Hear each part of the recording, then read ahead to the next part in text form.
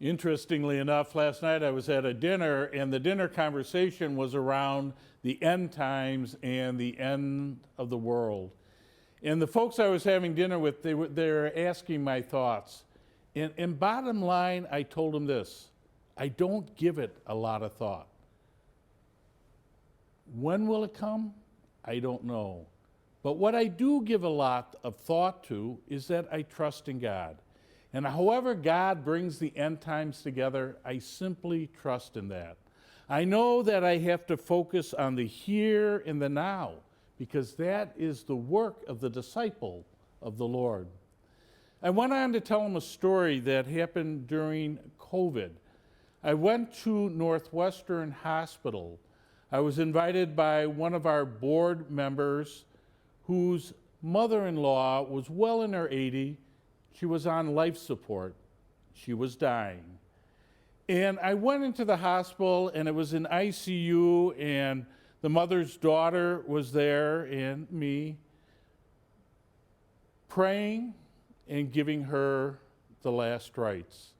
A difficult moment, but a beautiful moment as well. The one thing I noticed about Carmela, who was being called home to God at that very moment, was she was wrapped in a beautiful blanket. And the blanket was a photograph.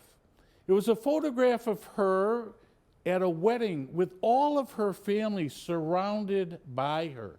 It was taken about 5 years previous. There was Carmela in her 80s, surrounded by over 40 family members, her children, her grandchildren, her great-grandchildren. And they took that picture and they made a beautiful blanket for her. She was covered by her family. She was enwrapped in love, the love of her family. What a powerful image that was, and what a consoling image as well. No matter how the end times come for any of us, know that we are enveloped, we are wrapped in the love of God. A God who says that God will be with us. He will be with us until the very end of time, and then time eternal in the presence of the Lord. What consolation.